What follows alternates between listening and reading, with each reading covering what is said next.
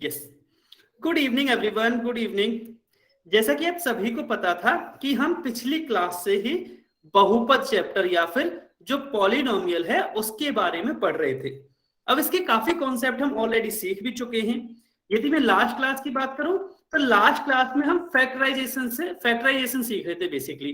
अब फैक्टराइजेशन हमने इस तरह का सीखा था कि जो हमें टर्म्स दे रखी हैं, ठीक है, या जो हमें पद दे रखे हैं उनको रीग्रुप करके हम कैसे फैक्टराइज कर सकते हैं, ये हमने लास्ट क्लास में सीखा था। और इसके हमने अलग अलग टाइप के क्वेश्चंस करके देखे थे, ठीक है।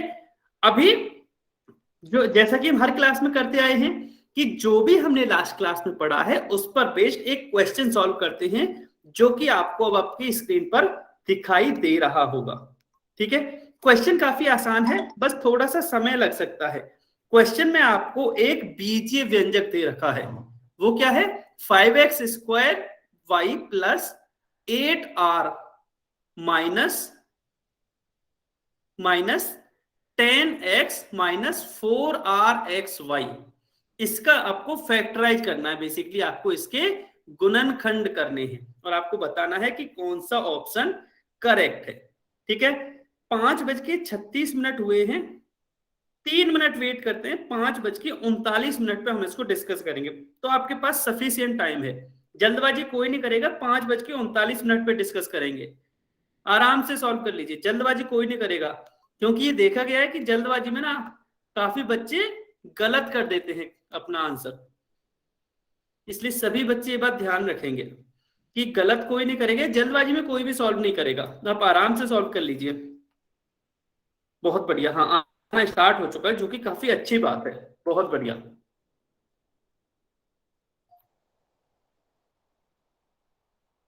और सभी बच्चे आंसर करेंगे। वैसे इस क्लास में पता नहीं क्यों बट कम बच्चे दिखाई दे रहे हैं। जो अपनी लास्ट क्लास में बच्चे आए थे, काफी बच्चे थे उस क्लास में। और हाँ, ये मैं बता दूं, जो हमारी स्पेशल क्लास होती है उसके लिए अब ये रूल लागू होगा। अब केवल उन्हें, पहली क्लास हुई थी सैटरडे को, इसलिए सभी बच्चे आ गए थे, सभी बच्चों को आने दिया था बेसिकली, चाहे किसी ने कितनी ही क्लास अटेंड की हो। लेकिन ये ध्यान रखेंगे, अगली क्लास केवल वही बच्चे आ पाएंगे जो बच्चे आज से लेके और जिस दिन भी वो क्लास होगी उस दिन तक की सारी क्लासेज अटेंड करेंगे।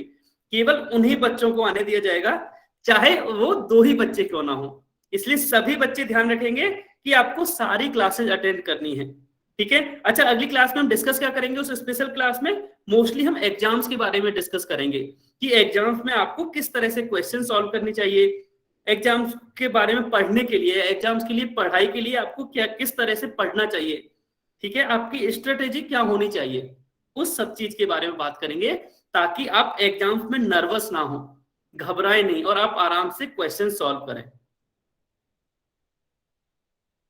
इसलिए सभी बच्चे ध्यान रखेंगे, आपको सारी क्लासेज अटेंड करनी है ताकि आप स्पेशल क्लास में आ पाओ।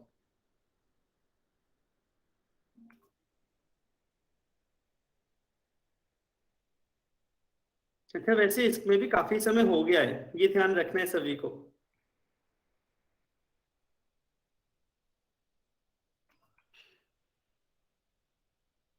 बहुत बढ़िया, बहुत बढ़िया।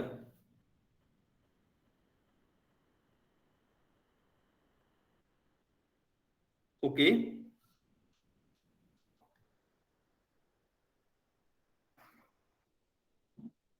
ठीक है, 5:39 हो चुके हैं, लास्ट 20 सेकंड और वेट करते हैं वैसे।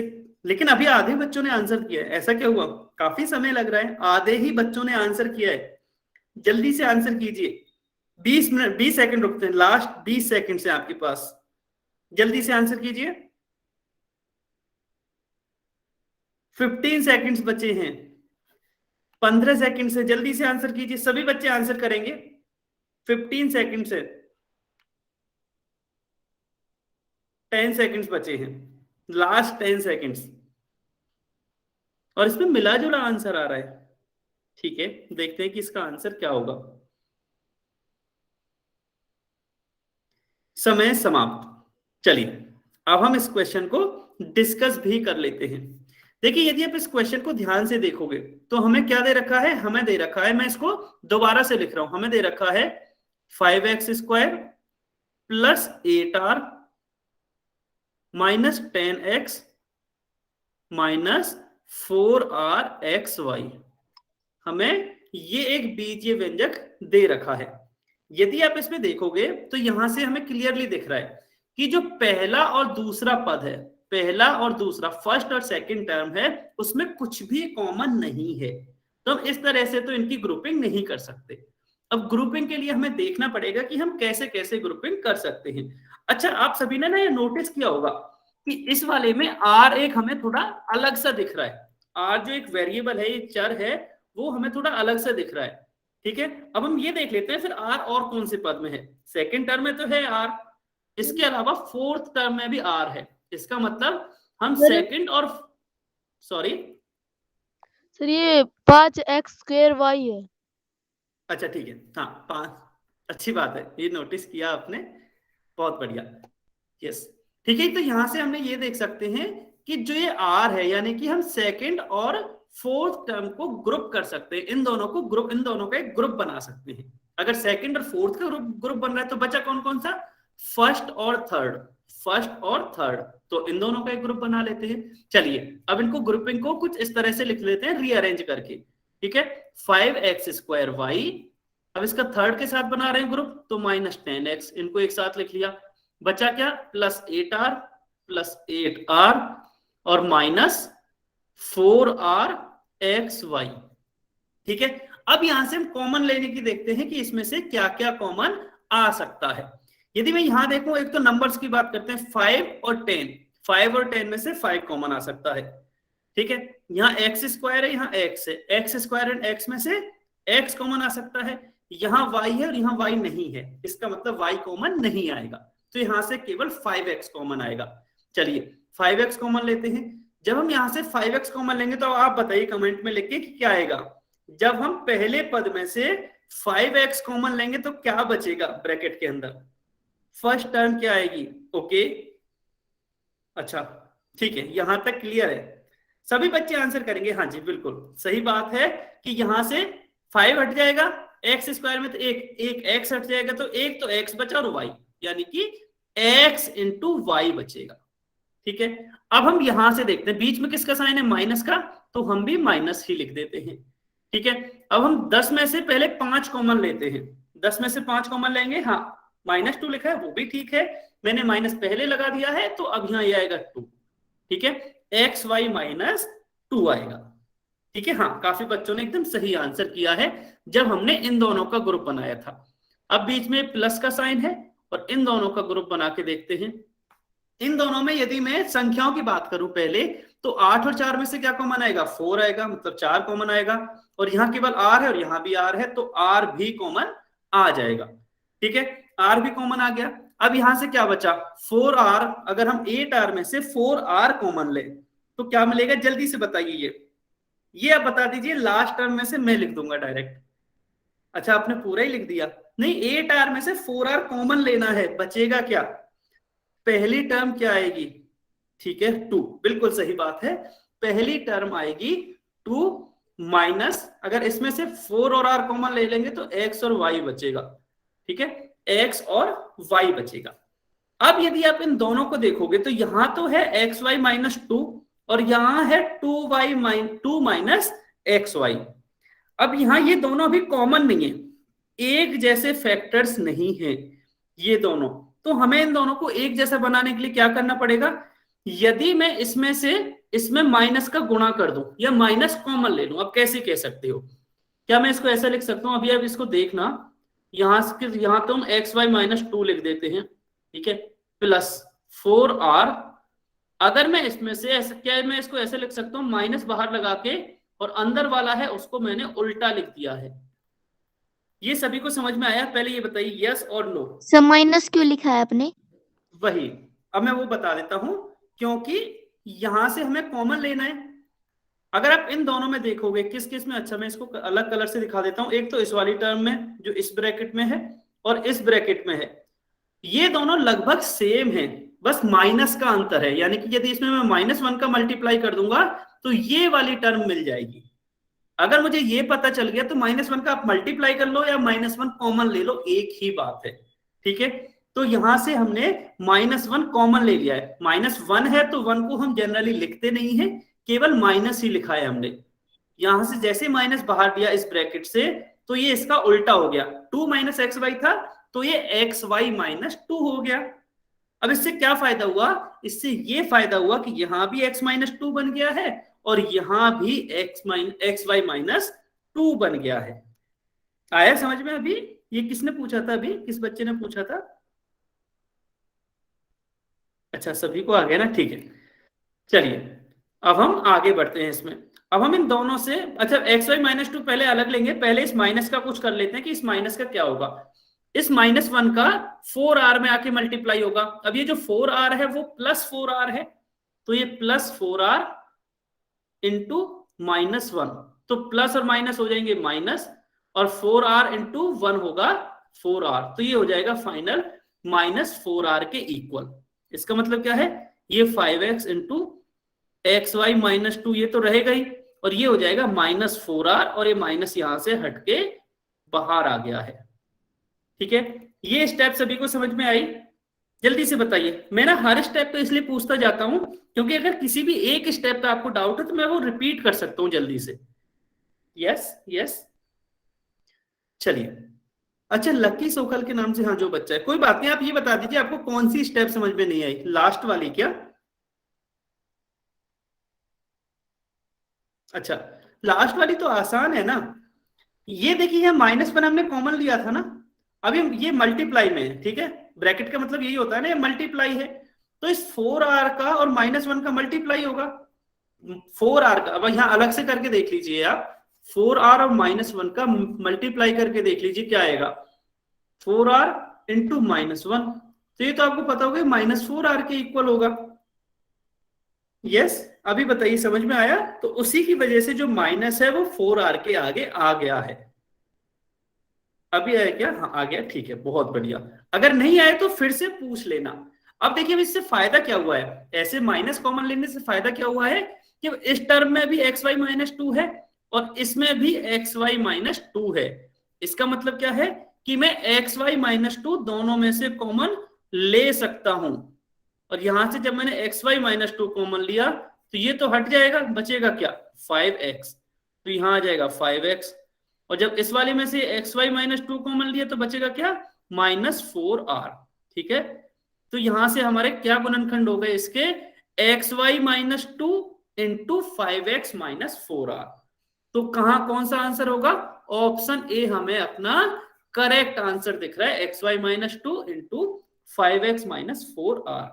हाँ, इट्स क्लियर ना? ठीक है, अभी सभी बच्चे बता दीजिए कि सभी को समझ में आ गया ना ये क्वेश्चन? सभी को समझ में आ गया ना? जल्दी से बताइए, सभी बच्चे बताइए कि इसका ऑप्शन ए करेक्ट होगा। अगर आपको स्क्रीनशॉट लेना है तो आप इसका स्क्रीनशॉट भी ले सकते हो, अगर आप चाहो तो इसका स्क्रीनशॉट भी ले सकते हो। ठीक है, सभी को समझ में आ गया? तो चलिए हम आज के अब अगले कॉन्सेप्ट की तरफ बढ़ते हैं। देखिए अब हम क्या सीख रहे हैं? अब हम डिवीजन सीख रहे हैं। अभी तक अगर आपको याद होगा ना, तो स्टार्टिंग की कुछ क्लासेज में हमने जो एल्जेब्रिक एक्सप्रेशन होते हैं या बीजीय व्यंजक होते हैं उनको ऐड करना सीख लिया था बहुत पहले ही, घटाना सीख लिया था और गुणा करना सीख लिया था, मल्टीप्लिकेशन भी सीख लिया था, लेकिन डिवीजन अभी हमने नहीं सीखा था। उसमें उससे प्रॉब्लम क्या है, क्योंकि डिवीजन के लिए आपको वो कॉमन वाली चीज, अभी जैसे हम कॉमन लेते थे ना, वो वाला कॉन्सेप्ट पता होना चाहिए थोड़ा सा। ठीक है, तो हम डिवीजन को, हालांकि अभी भी हम डिवीजन को बहुत ही बेसिक से समझेंगे। तो अगर आप देखोगे ना, तो डिवीजन कर मतलब भाग देना और कॉमन लेना दोनों लगभग सेम टाइप की ही चीजें हैं, दोनों कॉन्सेप्ट एक दूसरे से जुड़े हुए हैं। कॉमन लेने का मतलब भी भाग देना होता है, और किसी में आप भाग दे रहे हो मतलब आप कॉमन लेते हो तभी भाग देते हो ना। अब वो इसका मतलब क्या होता है, ये कैसे आपस में जुड़े हुए होते हैं, हालांकि वो भी अभी हम समझेंगे। ठीक है, चलिए अब हम सीख रहे हैं बीजीय व्यंजकों को भाग देना, यदि एक बीजीय व्यंजक में दूसरे बीजीय व्यंजक का कैसे भाग देते हैं। अब ये आपको पता है कि जो बीजीय व्यंजक होते हैं या जो एक्सप्रेशंस होते हैं, एल्जेब्रिक एक्सप्रेशंस होते हैं, वो अलग अलग टाइप के होते हैं, मोनोमियल, बाइनोमियल, फिर ट्राइनोमियल, और फिर जनरली हम इन सबको पॉलिनोमियल भी बोल सकते हैं। ठीक है, ये अलग अलग टाइप के होते हैं। तो सबसे पहले हम ये सीखेंगे कि मोनोमियल का किसी दूसरे मोनोमियल में भाग देना। ठीक है, मतलब जो a अपॉन बी होता है, किसी में भाग देते हैं तो ऊपर भी मोनोमियल होगा, और जिसमें जिसमें का भाग दे रहे हैं वो भी मोनोमियल होगा, मतलब एक पदी होगा। इसका मतलब क्या है, जैसे मान लो हमें एक्स स्क्वायर अपॉन एक्स, ठीक है, या एक्स की पावर 7 अपॉन एक्स, इस तरह के भाग हम सीखेंगे। ये सभी एक पदी है, एक पदी। और ये अगर मैं बात करूं, यस यस यस, बताइए, किसी को कुछ कहना है? नहीं, ठीक है। अगर मैं इस तरह की बात करूं, x प्लस 5 में किसी दूसरे उसका भाग देना, तो ये तो द्विपदी हो गया ना, तो बाइनोमियल होगा। बाइनोमियल में मोनोमियल का भाग देना, ये हम आगे सीखेंगे। अभी हम केवल इतना सीख रहे हैं कि किसी भी मोनोमियल में, यानी किसी भी एक पदी में दूसरे एक पदी का भाग कैसे देते हैं। ठीक है, अब देखिए, एक पदी तो हमें पता ही होता है जिसमें केवल एक पद होता है, यानी कि जिसमें केवल वन टर्म होती है। ठीक है, एक ही पद होता है, उसे हम मोनोमियल कहते हैं। जैसे ये px दे रखा है हमें 7x, तो यहाँ 7x एक सिंगल टर्म है। एक्स, हाँ जी ठीक है, सीमा रानी के नाम से जो बच्चा उन्होंने एग्जाम्पल देके, अच्छा एग्जाम्पल नहीं मैंने शायद लिखा था, उसका आंसर दिया है। यस यस, बिल्कुल सही बात है। ठीक है, ये हो गया मोनोमियल का एक पदी का उदाहरण, जैसे 7x। ठीक है, अब हम क्या करते हैं, देखिए मोनोमियल को समझने से पहले ना, अब आपको अगर नॉर्मल भाग आता है ना संख्याओं का, तो आप मोनोमियल भी आसानी से कर पाओगे। कैसे? यदि मैं 8/2 की बात करूं, 8/2 की बात करूं, तो आप ये आराम से बता सकते हो कि 4 के बराबर होगा, क्योंकि 2 चौके 8, या 225 में 15 का भाग दूं, तो जब आप इसमें भाग दोगे, आप इसमें भाग दे के देख भी सकते हो, तो बता सकते हैं 225 में 15 का भाग देंगे तो कितना आएगा? 225 में 15 का भाग देंगे तो कितना आएगा? ओके ओके, 2 बच्चों ने बताया, 3, सीमा रानी, अमन और अंशु, अजय लांबा। हाँ अभी ठीक है, वैसे स्क्रीन पर हाँ दिखाई भी दे रहा है, स्क्रीन पर दिखाई भी दे रहा है, हाँ लिख रहा है, मैं वही कह रहा हूं। लेकिन वो, इससे ये पता चलता है ना कि कितने बच्चे ध्यान दे रहे हैं, ये भी पता चलता है। भाग क्या है सर? भाग क्या है मतलब मैं समझा नहीं। प्रतीक नागर के नाम से जो बच्चा आपने बोला है, भाग क्या है? अच्छा अभी सर, आ गया समझ में। सर ये कह यस रहा है यस, कि भाग को इंग्लिश में क्या कहते हैं? डिवीजन। डिवीजन, अच्छा अच्छा डिवीजन, सॉरी मैंने बोला नहीं था कि हाँ डिवीजन कहते हैं। तो अच्छा, ये ऐसे सिंबल से भी पता चल जाता है ना, 225/15 का मतलब क्या है? 225 में 225 को 15 से डिवाइड करना है, सिंपल यही तो होता है। ठीक है, तो इसमें हाँ 15 आता है। इसी तरह 72 को यदि हम 9 से डिवाइड करें तो 8 आता है। ये तो हो गया सिंपल भाग देना है, सिंपल डिवीजन करना। अच्छा, अब यदि मैं इस तरह की बात करूं कि 2 गुणा 2 अपॉन 2 करूं, तो कितना आएगा आंसर? तो कितना आएगा आंसर, कोई बता सकता है? 4। यस, बहुत ही सही, बिल्कुल सही बात है। जैसे 2 से 2 कैंसिल हो गया, 4 आ गया। ठीक है, अच्छा हाँ, तो अभी ये मैंने एग्जाम्पल क्यों दिया है, ये अभी हम सीखेंगे। आपको लगेगा कि सर ये तो बहुत ही आसान हो गया, बिल्कुल। जिस तरह का ये आसान है ना, उसी तरह का जो पॉलिनोमियल्स का डिवीजन है, अलजेब्रिक एक्सप्रेशन का जो डिवीजन है, जो अभी हम सीखने वाले हैं, इतना ही आसान वो होता है, उसमें भी कोई कठिनाई नहीं है। अब क्वेश्चन ये आता है कि आपको ये लगेगा कि जैसे संख्याओं का हम भाग देते हैं, संख्याओं का, एक संख्या का दूसरी संख्या में भाग देते हैं, क्या ऐसे ही हम बीजीय व्यंजकों को भाग दे सकते हैं क्या आपस में, यानी कि अलजेब्रिक एक्सप्रेशंस को आपस में डिवाइड कर सकते हैं क्या? तो यस, अलजेब्रिक एक्सप्रेशंस को हम डिवाइड कर सकते हैं। ठीक है, हाँ कर सकते हैं, बिल्कुल सही बात है। जैसे उदाहरण के लिए 6x को 2x से भाग देना है, 6x को 2x से भाग देना। हालांकि आप में से ज्यादातर बच्चे इसका आंसर कर पाएंगे। अच्छा बताना सभी कमेंट में लिख के क्या आएगा। ओके ठीक है, सभी बच्चे बताएंगे, सभी बच्चे। ओके ठीक है, हाँ बहुत ही आसान है, यस यस बहुत ही आसान है, बहुत ही आसान है। ठीक है, सभी का आंसर आ गया ना शायद? यस हाँ, सभी ने आंसर दे दिया है। अभी और कोई दे रहा है? नहीं, ठीक है, सभी का आंसर आ गया है। अच्छा एक फन फैक्ट बताऊं आपको, सभी का आंसर गलत है। यस, हाँ जी बताइए, अजय लांबा के नाम से जो बच्चा है, आपको कोई डाउट है क्या? नहीं, हाँ अच्छा, अभी सही आ गया ना। अब इससे पता है इससे फर्क क्या पड़ा है कि आपने स्टार्टिंग में ध्यान ही नहीं दिया। मैं हर क्लास में आपसे ये बोलता हूँ कि जो लिखा हुआ है ना उसको एक बार ध्यान से देखिए आप, अभी सबका सही आ रहा है, यस। लेकिन एग्जाम में आपको 2 बार मौका नहीं मिलता ना आंसर करने का, ये ध्यान रखना। इसीलिए मैं हमेशा कहता हूं कि जब भी आप किसी भी क्वेश्चन को करो ना तो सीरियस होकर किया करो। ऐसे नहीं कि ठीक है दोबारा मौका मिल जाएगा आंसर करने का, एग्जाम्स में नहीं मिलेगा। तो आदत ऐसी डालो कि जो भी आप क्वेश्चन कर रहे हो उसको एक ही बार में सही करने की कोशिश करो। हाँ अभी सबका सही है, यस। देखिए इसको करते कैसे हैं, हम जनरली ये करते हैं कि दोनों के आप पहले गुणनखंड कर लीजिए, फैक्टर्स कर लीजिए। अभी हम फैक्टर्स करने सिखाए थे, फैक्टर्स करते हैं। यदि मैं 6x के फैक्टर्स देखूं तो 6x के क्या होंगे, 2 इंटू 3 इंटू एक्स, ठीक है।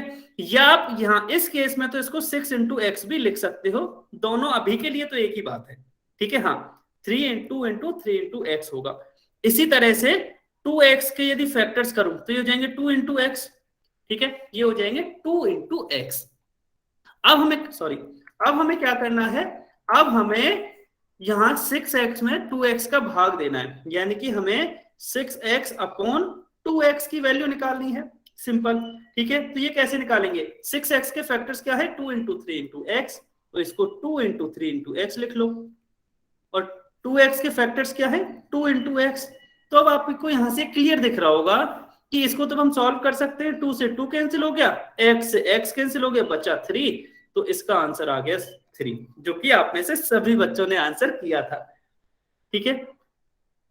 हाँ ये सभी बच्चों ने आंसर अब दूसरी बार में किया था ये, ठीक है। तो इस तरह से आप 6x को 2x से डिवाइड कर सकते हो। तो ये हो गया एक तो एक पदी का एक पदी से विभाजन, ठीक है। अब आपको लगेगा कि सर यहां तो क्या था, यहां तो इन दोनों की पावर सेम थी, जो वेरिएबल है उन दोनों की पावर सेम थी, यानी कि जो चर है उन दोनों की घात यहां समान थी, दोनों की एक एक थी। लेकिन ऐसा भी तो होगा ना, ऐसा भी हो सकता है कि घातें तो अलग अलग हो सकती हैं। अगर घातें या जो पावर है वो दोनों की अलग अलग है तो हम उसको किस तरह से डिवाइड करेंगे, ठीक है। उसके लिए हम एक उदाहरण से समझते हैं। x की पावर 4 को हमें x स्क्वायर से डिवाइड करना है। आप यहाँ क्लियरली देख सकते हो कि दोनों में पावर अलग अलग है, यहाँ 4 है, यहाँ x स्क्वायर है, ठीक है। अब आपको यहाँ जनरली करना क्या होता है, यदि मैं x की पावर 4 की बात करूं तो x की पावर 4 को हम किस तरह से लिख सकते हैं, x की पावर 4 को हम लिख सकते हैं x into x into x into x, ठीक है। 4 टाइम x का मल्टीप्लाई हो जाएगा, ठीक है।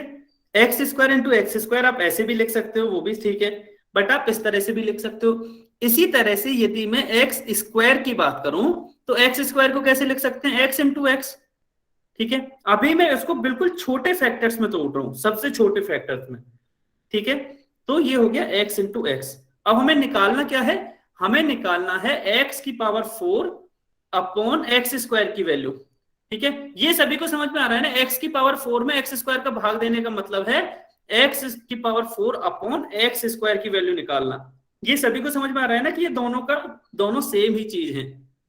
यहां भी तो आप यही कर रहे हो ना, एक्स की पावर 4 में एक्स स्क्वायर का भाग दे रहे हो, ठीक है। अब ये भाग देने के लिए एक्स की पावर 4 के हमने फैक्टर्स किए हैं, ये x into x into x into x, मतलब 4 टाइम एक्स का मल्टीप्लाई हो जाएगा अपॉन एक्स स्क्वायर में क्या हुआ है, ये केवल एक्स इंटू एक्स है।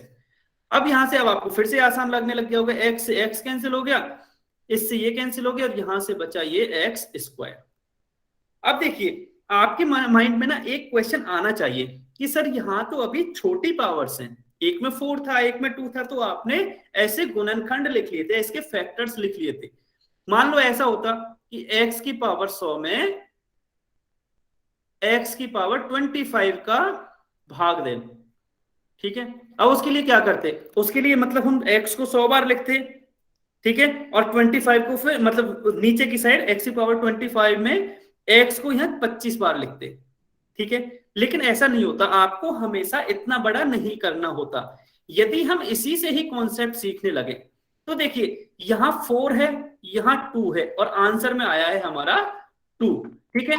इसको आप थोड़ा ध्यान से समझने की कोशिश करना, यहां तक हमने ये सीख लिया था, ठीक है, कि इसका आंसर आएगा एक्स स्क्वायर। लेकिन यदि इसी एक्स स्क्वायर को आप समझो तो ये जो एक्स स्क्वायर है वो कहां से आया होगा, ये जो ऊपर की पावर होती है उसमें से हम नीचे की पावर घटा देते हैं। लेकिन ये तभी घटाते हैं, हाँ जी, पावर को डिवाइड नहीं, पावर को सब्ट्रैक्ट करते हैं। डिवीजन के टाइम पे पावर को सब्ट्रैक्ट करते हैं। ठीक है, हाँ, सीमा रानी के नाम से जो भी बच्चा, आपका आंसर सही है, ये पिछले क्वेश्चन का आंसर दे रहे हो आप। ठीक है, तो यहां से हाँ पावर को हम सब्ट्रैक्ट करते हैं, लेकिन करते तभी है, ये आपको ध्यान रखना है, करते तभी है जब दोनों जगह एक्स हो, यहां भी एक्स है और यहां भी एक्स है, तब आप इसको सब्ट्रैक्ट कर सकते हो और आपका आंसर एक्स स्क्वायर आ जाएगा। ऐसा नहीं है कि ऊपर हो एक्स स्क्वायर और नीचे हो वाई, अच्छा सॉरी, ऊपर में कुछ और बड़ी पावर ले लेता हूँ, ऊपर हो एक्स की पावर 5 और नीचे हो वाई स्क्वायर। इस केस में सब्ट्रैक्ट नहीं होगी, इस केस में सब्ट्रैक्ट नहीं होगी। क्यों नहीं होगी? क्योंकि ऊपर तो वो एक्स की पावर है, न्यूमरेटर में तो ये एक्स की पावर है, जबकि डिनोमिनेटर में वाई की पावर है, तो अभी सब्ट्रैक्ट नहीं होगी। ये सब्ट्रैक्ट हम केवल तभी कर सकते हैं जब दोनों आइडेंटिटी, ठीक है, आगे सभी उसको आते हैं, केवल हाँ सब्ट्रैक्ट हम केवल तभी कर सकते हैं जब दोनों सेम उस पर पावर लगी हुई हो। ठीक है, अच्छा अब जल्दी से आप एक आंसर कर दीजिए, y की पावर 25 में y की पावर 7 का डिवाइड करना है, जल्दी से, बहुत ही आसान है। कमेंट में आंसर कर दीजिए, y की पावर 25 में y की पावर 7 का आपको डिवाइड करना है, नीचे 7 है वो। अच्छा ऐसा बता दीजिए, y की पावर कितनी आएगी आपसे, अगर पावर x क्यों आएगा, x, सीमा रानी के नाम से बच्चा, आप x नहीं y, यस ठीक है, हाँ आप डायरेक्ट पावर भी बता सकते हो, पावर आएगी 18, बिल्कुल सही बात है, बिल्कुल सही बात है। कैसे आएगी कि ऊपर क्या है, ऊपर जो पावर है वो तो है 25, ठीक है, नीचे पावर है 7, तो y की जो पावर हो जाएगी वो हो जाएगी 25 माइनस 7, और 25 में सब 7 सब्ट्रैक्ट करोगे तो 18 बचेगा, यानी कि y की पावर 18 बची है। ठीक है, बहुत ही आसान है ये। चलिए अब हम कुछ क्वेश्चंस कर लेते हैं। क्वेश्चन नंबर 62 बहुत ही आसान है, आंसर सभी को पोल में देना है, लेकिन ये सभी को ध्यान रखना है, आंसर सभी को पोल में देना है, बहुत ही आसान है। 6:02 हुए, 1 मिनट रुकेंगे बस, 1 मिनट से ज्यादा नहीं लेंगे इसमें, क्योंकि ये तो बहुत आसान क्वेश्चन है, इससे आसान नहीं हो सकता। और इसमें गलत भी करोगे, देखिए जल्दबाजी में गलत मत कर देना, ये तो बहुत आसान है। यस, हाँ बहुत बढ़िया, शाबाश, मैं वही बोल रहा हूँ कि बहुत ही आसान है। ठीक है, लास्ट 30 सेकंड्स बचे हैं, 30 सेकंड्स हैं। अच्छा पहला क्वेश्चन आइडियली आसान ही होना चाहिए ना, ताकि आपको लगे। अच्छा इसमें भी एक बच्चे ने गलत कर दिया है, क्यों? दो बच्चों ने, 3 बच्चों ने गलत किया इवन। ठीक है, लास्ट 20 सेकंड्स बचे हैं, 20 सेकंड्स बचे हैं, लास्ट 20 सेकंड्स बचे हैं, 20 सेकंड्स और हैं आंसर करने के लिए, 10 सेकंड्स और हैं। बहुत ही आसान क्वेश्चन था, इसलिए इसमें ज्यादा समय नहीं लेंगे, 10 सेकंड्स और हैं। यस, समय समाप्त। चलिए, हाँ जी बिल्कुल सही बात है, काफी आसान है, क्योंकि आपको क्या करना है, आपको x की पावर 7 में, x की पावर 7 में x क्यूब का तो डिवाइड करना है ना। ठीक है, यही तो मैंने बताया था अभी कि जो ऊपर वाली पावर होती है उसमें हम नीचे वाली पावर सब्ट्रैक्ट कर देते हैं, तो x की पावर 7 माइनस 3 हो जाएगा, तो x की पावर 7 माइनस 3 कितना होता है, 4, तो ये हो जाएगा x की पावर 4, यानी कि जो ऑप्शन ए है वो हमारा करेक्ट आंसर होगा। ठीक है, वैसे ज्यादातर बच्चों ने सही आंसर दिया था, लेकिन फिर भी शायद कुछ बच्चे ना कंफ्यूज हो गए थे। ठीक है, कुछ बच्चे शायद कंफ्यूज हो गए थे, 1-2 बच्चों ने शायद अलग आंसर किया है। एनीवे ठीक है, तो इसका तो हो गया ऑप्शन ए आंसर। अभी अगला क्वेश्चन भी लगभग इसी टाइप का होगा, बस थोड़ा सा डिफिकल्ट होगा। ठीक है, अब उसमें सभी बच्चे सही से आंसर करेंगे। देखिए जल्दबाजी कोई नहीं करेगा, होता क्या कि अब जल्दबाजी के चक्कर में आंसर गलत कर देते हो। ठीक है, अगला क्वेश्चन ये भी बहुत ही आसान है, क्वेश्चन नंबर 63, ये भी आसान है। 6:04 हुए हैं, 2 मिनट वेट करते हैं, 6:06 पे हम इसको डिस्कस करेंगे। ठीक है, 6:04 हुए हैं, 2 मिनट हैं आपके पास आंसर करने के लिए, अब आराम से आंसर कर लो।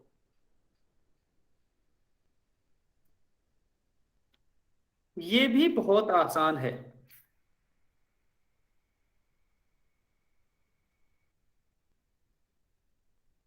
डन, बहुत बढ़िया,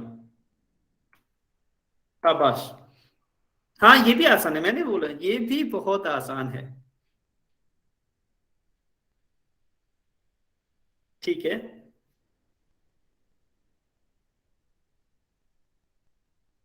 डन, बहुत बढ़िया।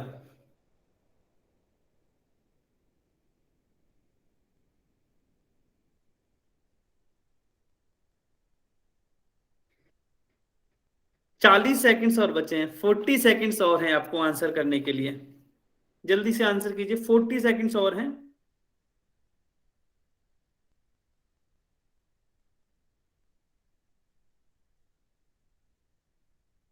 30 सेकंड्स और बचे हैं, 30 सेकंड्स और हैं, जल्दी से आंसर कीजिए। अभी भी कुछ बच्चे हैं जिन्होंने आंसर नहीं किया है, कुछ बच्चे हैं जिन्होंने आंसर नहीं किया है, जल्दी से आंसर करेंगे सभी बच्चे।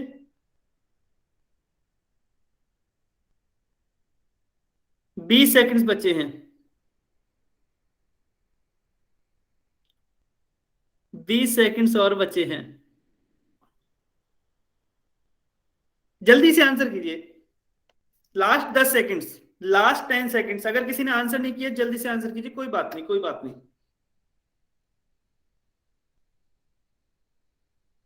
समय समाप्त। चलिए अब हम इस क्वेश्चन को डिस्कस कर लेते हैं।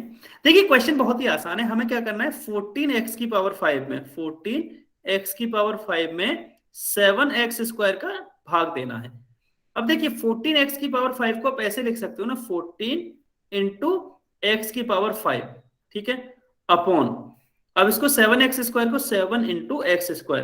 तो यहां मैंने किया क्या है वो देखने की कोशिश करना, वो समझने की कोशिश करना कि जो कांस्टेंट था यानी कि जो संख्या थी उसको मैंने अलग लिख लिया है और जो वेरिएबल था उसको अलग लिख लिया है, दोनों ही, न्यूमरेटर में भी और डिनोमिनेटर में भी, यानी कि अंश में भी और हर में भी।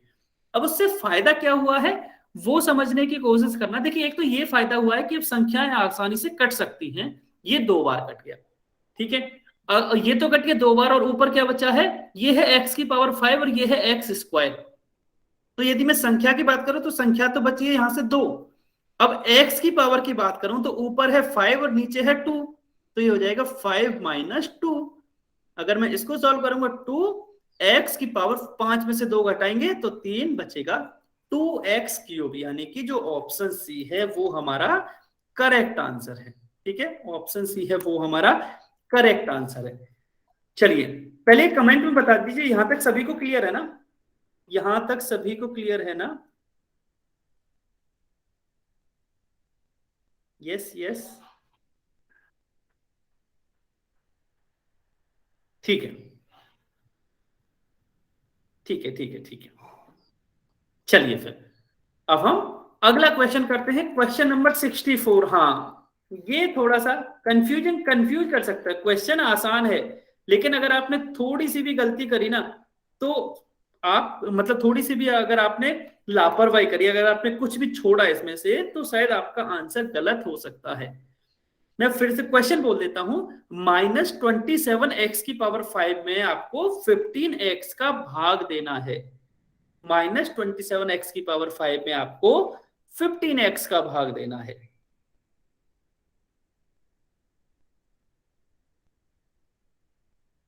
ठीक है, डन डन, बहुत बढ़िया, शाबाश, जिस चीज का हो गया बहुत ही अच्छी बात है।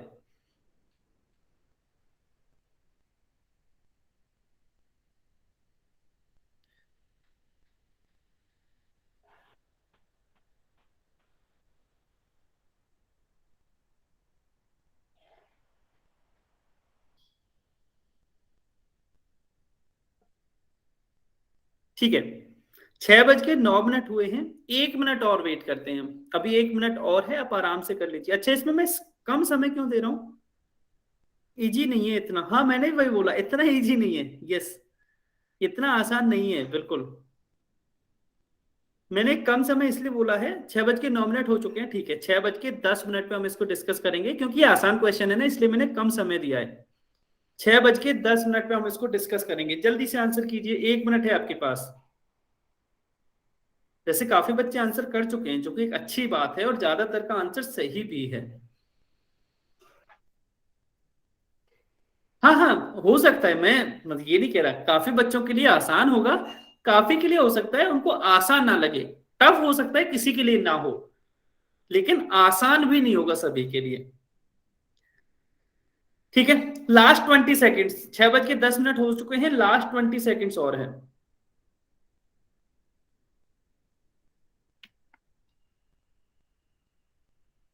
हाँ, हमेशा पर्पज भी यही होता है। सीमा रानी के नाम से जो बच्चा है, उन्होंने बोला है कि केवल पहला क्वेश्चन आसान होता है, उसके बाद कंफ्यूजिंग होते जाते हैं।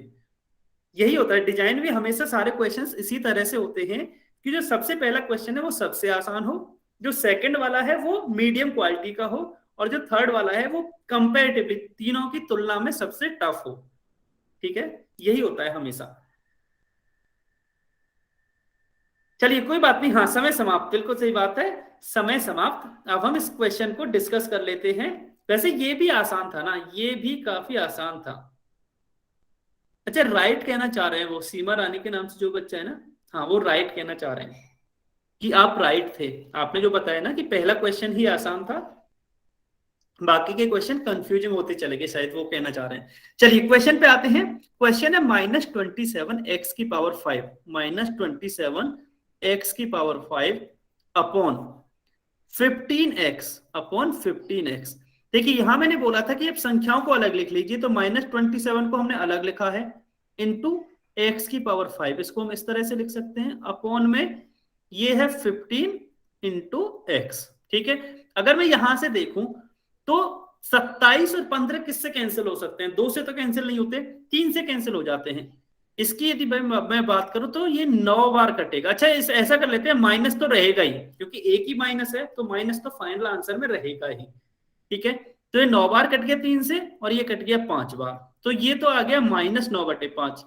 यदि मैं संख्याओं की बात करूं तो संख्या तो आ गई है -9/5, और इधर क्या है, x की पावर 5 और इधर x, मतलब x की पावर 1, तो x की पावर 5 -1, तो यहां से -9/5 तो रहेगा ही, इसके साथ साथ x की पावर 4 आ गया है। और ऑप्शंस की बात करूं तो ऑप्शन बी करेक्ट है। अच्छा, इसमें एक समझने वाली बात ये थी कि आपको ना जरूरी नहीं थे पूरा क्वेश्चन सॉल्व करना हो, आपको इस पावर के बारे में भी नहीं देखना था कि ये पावर कितनी है। क्यों नहीं देखना था?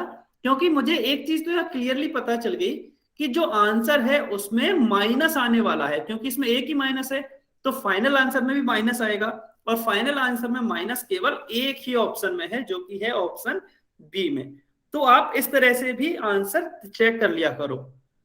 ठीक है, ये कब करने होते हैं? जनरली जब आपके पास टाइम कम होता है और आपको सॉल्व को बहुत लंबा क्वेश्चन हो, तब इस तरह से एक बार ट्राई कर लिया करो। अच्छा, आपका गलत हो गया कोई बात नहीं, लेकिन समझ में आ गया ना, समझ में आ गया ना। अजय लामा के नाम से जो बच्चा है, आपका नेट स्लो है, देखिए इसके लिए तो कोई कुछ नहीं कर सकता, आपने ऐसे ही किया था। चलिए बहुत बढ़िया, ठीक है, ऑप्शन बी इसका करेक्ट आंसर हो गया। ठीक है, अब आप पहले ये बताइए कमेंट में लिख के कि आपको ये डिवीजन समझ में आया सभी को, एक पदी का यानी कि मोनोमियल का मोनोमियल से, एक पदी का एक पदी से भाग कैसे करते हैं, सभी को समझ में आया ना? बहुत ही आसान था वैसे भी।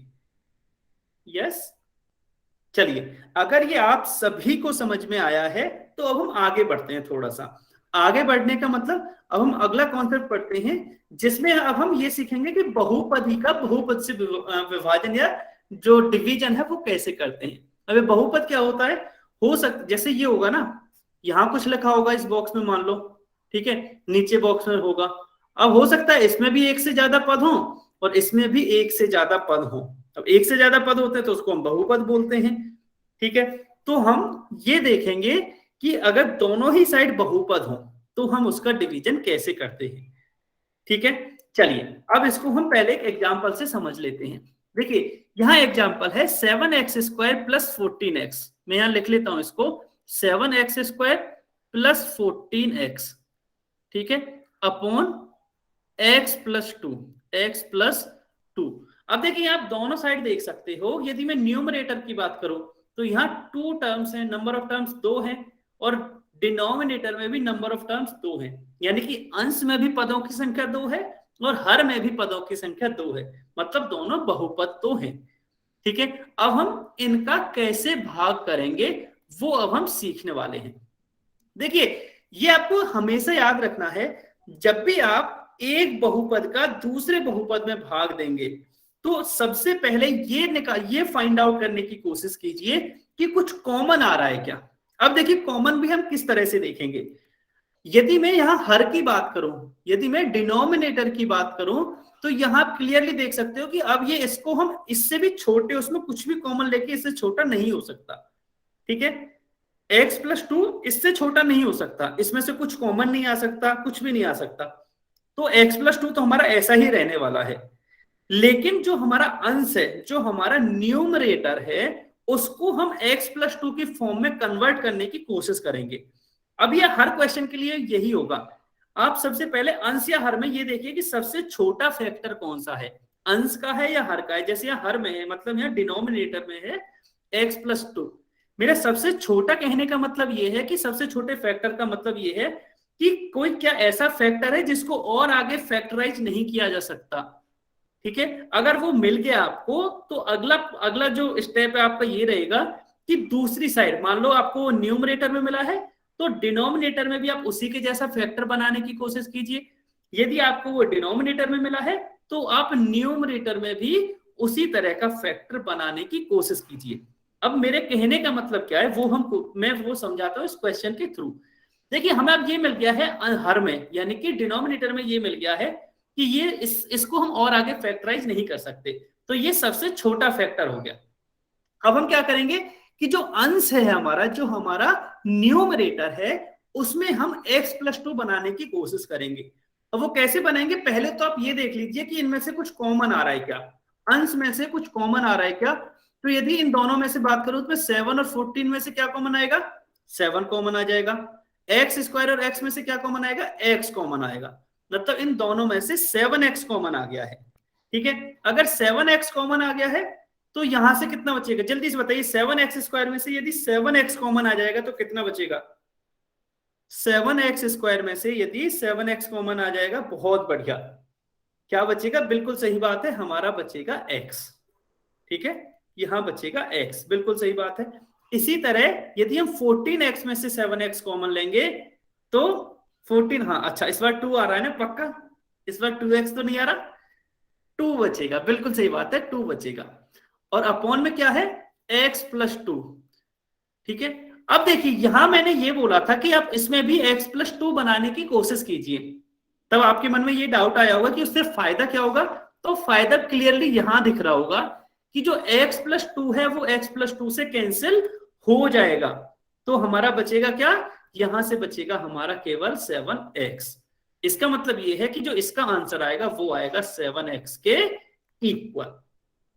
ठीक है, ये आया सभी को समझ में, ये आया क्या, जल्दी से बताइए, ये आया,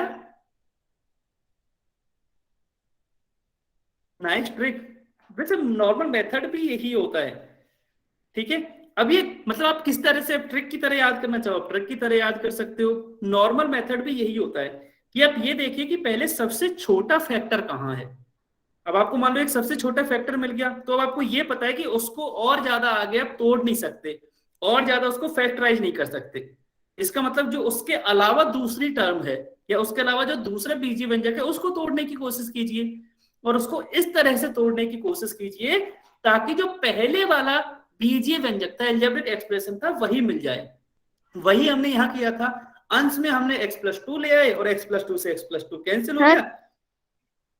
यस, हाँ बताइए सर, अगर यहाँ पे x+2 की बजाय x की स्क्वायर 5 होता तो सर, एक मिनट, कौन सी जगह बोल रहे हो आप, x+2 की जगह हाँ, इसकी बजाय सर x+5 डिनोमिनेटर। होता यस सर। तो फिर कुछ नहीं, तो फिर इसको हम फैक्टराइज नहीं कर सकते थे, इसको आगे सॉल्व नहीं कर सकते थे। ठीक है, अगर ये x+5 होता ऐसे तो फिर कुछ नहीं कर सकते थे, यही इसका आंसर होता। ठीक है, अच्छा हाँ, ये आइडियली, हाँ ये आपके माइंड में ना डाउट आना चाहिए कि अगर ऐसा होता तो क्या होता, जो कि अच्छी बात है। अगर आपके इस तरह के डाउट्स आ रहे हैं, अगर ऐसा होता, मान लो x+5 होता तो हम इसको फैक्टराइज नहीं कर सकते थे, यही इसका फाइनल आंसर हो जाता। लेकिन ये आपको ध्यान रखना है सर कि x की हाँ जी, पावर अगर 5 हो तो अच्छा डन। x की पावर 5 होता, ठीक है ठीक है, मैं आपके क्वेश्चन अभी आता हूँ, पहले मैं इसको इरेज कर देता हूँ। आप ये बोल रहे हो कि ऊपर तो 7x² प्लस 14x होता, और नीचे बोल रहे हो आप x की पावर 5 होता, करेक्ट, यही ना, या कुछ और? कुछ 7x की 4। ये 7x की पावर 4, ये क्या, यस सर। यही क्वेश्चन होता बस? और भी कुछ चेंज कराना चाह रहे हो तो बता दो, मैं उस तरह से ही प्लस टू समझा दूंगा। प्लस टू प्लस टू नीचे। नीचे क्या, नीचे यस सर। अच्छा, तो इसको भी नहीं कर सकते थे, कुछ भी फैक्टराइज नहीं कर सकते थे इसको भी? क्यों नहीं कर सकते थे? वो देखिए क्लियर दिख रहा है ना, ऊपर यहाँ क्या एक्स की पावर 5+2 है, मतलब ये सबसे छोटा फैक्टर है ना, हम इसको और कोई छोटे फैक्टर्स में नहीं ब्रेक कर सकते। लेकिन हम यह देख सकते हैं कि ऊपर एक्स की पावर 5+2 बन ही नहीं सकता। क्यों नहीं बन सकता? क्योंकि वहां तो मैक्सिमम पावर ही 4 है ना, तो वहां तो 5 आ ही नहीं सकता। अगर आ नहीं सकता तो हम ऐसा ही एक फैक्टर ऊपर नहीं बना सकते। तो इसका आंसर यही होता है जो ये यहां लिखा हुआ है। ठीक है, अभी आया समझ में?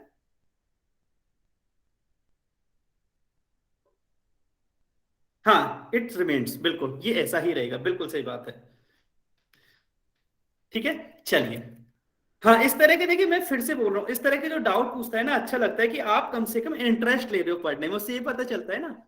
ठीक है, तो सभी बच्चे पूछा करो ना कि अगर इसकी वजह ऐसा होगा तो सर क्या होगा।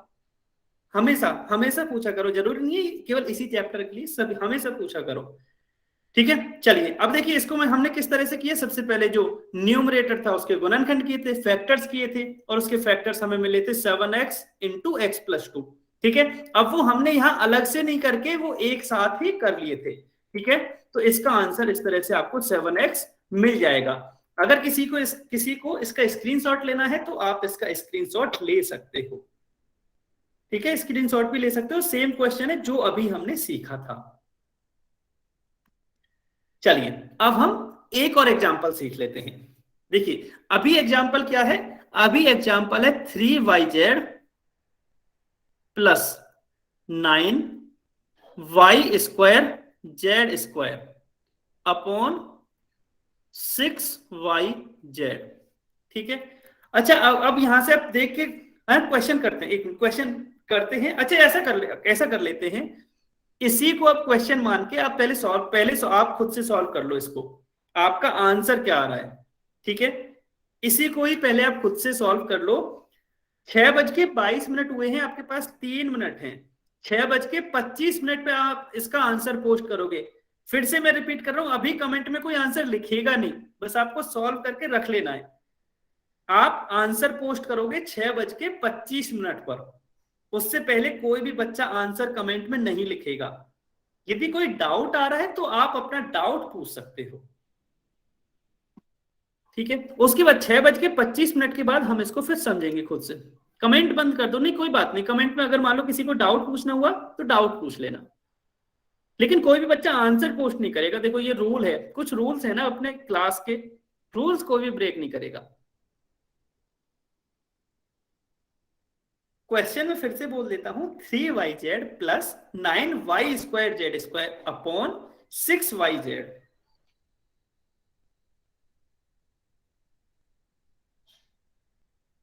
2 मिनट है अभी भी, 6:23 हुए हैं, आप आराम से सॉल्व कर लो।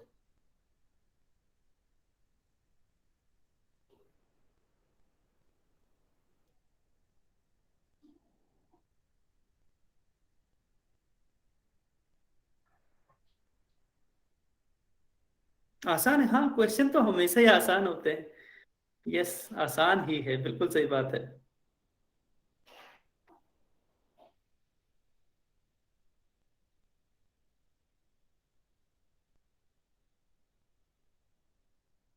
6:24 हो चुके हैं, अब आपके पास ज्यादा समय नहीं है। 6:25 होते ही आप आंसर पोस्ट कर देना, तब तक जिसका हो गया ना वो टाइप करके रख ले, पोस्ट नहीं करेगा आंसर, कमेंट में पोस्ट नहीं करेंगे, टाइप करके रख सकते हो।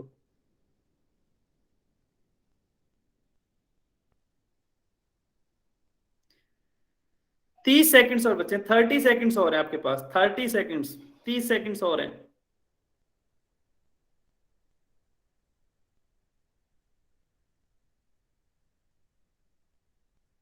बीस सेकंड्स और है। अच्छा वैसे 6:25 हो चुके हैं, जो हाँ आंसर पोस्ट करना चाह रहा है, आंसर लिखना चाह रहा है वो लिख सकता है, बट 20 सेकंड्स और बचे हैं, फिर उसके बाद हम इसको डिस्कस करेंगे। 10 सेकंड्स और बचे हैं, 10 सेकंड्स और है लास्ट। यस, समय समाप्त। अमित कुमार के नाम से जो बच्चा है, आपने लिखा है 2yz/2। अगर 2yz/2 है तो 2 से 2 कैंसिल हो जाएगा ना, फिर तो yz ही बचेगा केवल। हाँ जी, कोई बात नहीं, आप आराम से कर दिया करो, दोबारा पोस्ट कर दिया करो, चलेगा। अच्छा ठीक है, मोस्टली बच्चों का लगभग सेम टाइप का ही आंसर आ रहा है। ठीक है, अब सभी बच्चे स्क्रीन पर देखेंगे, जिसका जो आंसर आ रहा है। ठीक है, अब सभी बच्चे स्क्रीन पर देखेंगे कि हमें इसको कैसे सॉल्व करना है। देखिए वापस से हम अपने मेन कॉन्सेप्ट पर आते हैं कि यहाँ क्या है, ये न्यूमरेटर डिनोमिनेटर। अगर आप डिनोमिनेटर में देखोगे तो 6yz है, इसको आप इससे ज्यादा ब्रेक नहीं कर सकते। ज्यादा से ज्यादा इसमें अगर आप ब्रेक करोगे तो 6 को आप 2 into 3 लिख सकते हो। ठीक है, और इसको इससे ज्यादा ब्रेक नहीं कर सकते। इसका मतलब जो डिनोमिनेटर है या जो हर है वो तो एज इट इज ही रहने वाला है। अब फिर करेंट चेंज किस में कर सकते हैं, किस में से कॉमन ले सकते हैं, शायद हम न्यूमरेटर में से कुछ कॉमन ले सकते हैं। तो चलिए वो हम कॉमन लेने की यहां से कोशिश करते हैं कि इसमें से कॉमन क्या आ सकता है। अगर मैं न्यूमरेटर में देखूं, अंश में देखूं, या 3 है यहां 9 है, 3 और 9 में से 3 कॉमन आ सकता है। ठीक है, यहां y है, यहां y स्क्वायर है, y और y स्क्वायर में से y कॉमन आ सकता है। यहां z है और यहां z स्क्वायर है, z और z स्क्वायर में से z कॉमन आ सकता है। ठीक है, मतलब 3yz कॉमन आ सकता है। अब यहां से जब पहले टर्म में से 3yz लेंगे कॉमन, तो वो तो ऑलरेडी 3yz ही है ना, तो मतलब यहां 1 बचेगा। यहां क्या बचेगा, 1। ठीक है, अब इसमें से 9y² z² में से आप कॉमन लेके बताइए 3yz क्या आता है। 9y² z² में से 3yz कॉमन लेके बताइए कि क्या आएगा। बिल्कुल सही बात है, आपका 3yz ही आएगा। ठीक है, आपका 3yz ही आएगा, तो प्लस 3yz। ठीक है, अपॉन, अब मैंने बोला था कि आप या तो इसको डायरेक्ट 6 लिख लीजिए या 2 into 3yz लिख लीजिए। अब कैसे भी लिख सकते हो, 6yz भी लिख सकते हो डायरेक्ट, या 2 into 3yz भी लिख सकते हो, जैसे आपकी मर्जी हो ऐसे लिख सकते हो। अगर आप यहां से देखोगे, देखिए यहां नीचे भी 3yz है, ऊपर भी 3yz है, तो ये तो कैंसिल हो गया। ऊपर क्या बचा है, ऊपर बचा है 1 plus 3yz और नीचे बचा है केवल 2। तो यही हमारा फाइनल आंसर हो जाएगा, 1 plus 3yz अपॉन 2। 1 प्लस और आएगा। अच्छा, किसी भी बच्चे ने 1 प्लस नहीं बोला था ना, शायद सभी ने 3yz अपॉन 2 बोला था। अभी आया क्या? अच्छा ये बताइए, यहां कंफ्यूजन था क्या आपको कि 1 भी कॉमन आएगा ना, आप भाग दे रहे हो, आप घटा नहीं रहे। कॉमन हमेशा ये ध्यान रखना, कॉमन लेने का मतलब होता है भाग देना, डिवाइड करना, सब्ट्रैक्ट करना नहीं। तो आपने तो यहां से आपने तो ये 1 ही हटा दिया, यहां से 1 ही तब हटता है। हाँ जी बताइए सर, जो ये नीचे है 3yz और जो ऊपर है ये ब्रैकेट में 3yz, सर ये कट हो जाएगा। नहीं, ये कट नहीं होंगे, ब्रैकेट के अंदर वाले बोल रहे हो ना आप, ये वाला यस सर। नहीं। अगर ये पूरे के मल्टीप्लाई में होता, जैसे देखिए जो 3yz है ये वाला, वो इस पूरे ब्रैकेट के मल्टीप्लिकेशन में है। ठीक है, ये ऐसे ही है, देखिए आप ऐसे समझने की कोशिश कीजिए कि ये 2 इंटू, या इंटू हटा दो, या मैं ब्रैकेट ही लगा लेता हूं, 2 इंटू 1 प्लस 2 अपॉन 2। ठीक है, अब आप यहां से समझने की कोशिश करना, इस 2 से ये वाला 2 कैंसिल होगा ना, ये 2 थोड़ी ना कैंसिल होगा, क्योंकि ये तो प्लस में है। समझ रहे हो? ये आया समझ में? हाँ, अंजलि के नाम से जो बच्चा आपने पूछा ना, यस आया ना। आप हमेशा संख्याओं को लेके देख लिया करो ना, किसी की भी जगह, जैसे मैंने यहाँ क्या की रखा है, 3yz की जगह एक संख्या लिख दी है 2, तो ये 2 1 प्लस ये 2, और नीचे इसको 2 इंटू 2 लिख लो, 2 लिख लो। तो ये वाला जो 2 है वो इससे ये 2 कैंसिल नहीं हो सकता ना, मैं रिपीट कर देता हूँ, कोई बात नहीं, वो तो देखिए मैं इसको रिपीट कर देता हूं। ये तो सभी के समझ में आ गया था, ये तो समझ में गया, ये तो क्वेश्चन ही है, ठीक है। अब मैंने ये बोला कि हम अंश में से कुछ कॉमन लेते हैं। यहां संख्या क्या है, इधर 3 है, इधर 9 है, 3 और 9 में से तो 3 कॉमन आता है। इधर y है, इधर y स्क्वायर है, तो इसमें से y कॉमन आएगा। यहाँ z है, यहाँ z स्क्वायर है, तो इसमें से z कॉमन आएगा। मतलब 3yz पूरा का पूरा कॉमन आ जाएगा। हाँ टाइम ओवर, ठीक है, समझा देते हैं ना, ऐसे बीच में तो नहीं छोड़ते हैं, टाइम हो गया मुझे ही पता है। 3yz। अब यहां से जब आप देखोगे तो जब भी आप कॉमन लेते हो ना, तो सबसे पहले इसमें भाग दोगे ना, पहले ही पद में। मान लो आप एक्स स्क्वायर प्लस एक्स में से एक्स कॉमन लेते हो, तो पहले इसमें भाग दोगे ना, तो एक्स बचेगा प्लस 1 बचेगा, क्योंकि एक्स में भाग दोगे। इसी तरह यहां भी तो अप्लाई होगा। मान लो आपने 3yz कॉमन ले लिया, इसका मतलब ये थोड़ी कि हट जाएगा, नहीं, आप इस पूरे में 3yz का भाग दोगे। कॉमन लेने का मतलब ये होता है। तो जब आप 3yz का 3yz में भाग दोगे तो 1 बचेगा प्लस, अब ये तो आपको पता ही है कि इसमें जब भाग दोगे तो यहां आपको 3yz ही बचेगा अपॉन, ये नीचे 6yz है, आप इसको एक बार 6yz ही लिख के देख लो, ठीक है। अब यहां से कैसे कैंसिल होगा, y से y कैंसिल हो गया, z से z कैंसिल हो गया, और 3 से 6 2 टाइम्स कैंसिल होगा। तो अंश में क्या है, न्यूमरेटर में क्या है, 1 प्लस 3yz अपॉन 2। अभी आया सभी के समझ में? अभी बताइए, अभी भी डाउट है तो बता दीजिए, मैं फिर से एक बार बता दूंगा। जहां भी आपका डाउट है तो बता देना, अगर आपका अभी भी डाउट है तो बता देना। समझ में आया? Yes yes. चलिए, अगर ये आप नहीं आया, हाँ प्रतीक नागर के नाम से जो बच्चा, आप बताइए कहाँ डाउट है।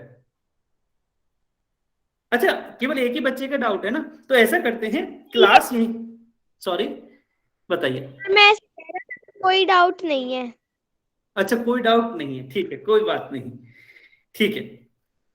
अच्छा, क्लास बस यहीं तक थी, 6:32 2 मिनट ऊपर हो ही चुके हैं, क्लास यहीं तक थी। आपका जो होमवर्क है आज का, वो आपके व्हाट्सएप ग्रुप, जो स्कूल वाला व्हाट्सएप ग्रुप है, वहां मिल जाएगा, ठीक है। अब जिस बच्चे का डाउट है वो इस क्लास में रुकेगा, जिसका डाउट नहीं है बस क्लास यहीं तक थी, आप जा सकते हो, ठीक है। Okay, bye everyone, bye bye. Sir school कब खुलेगी?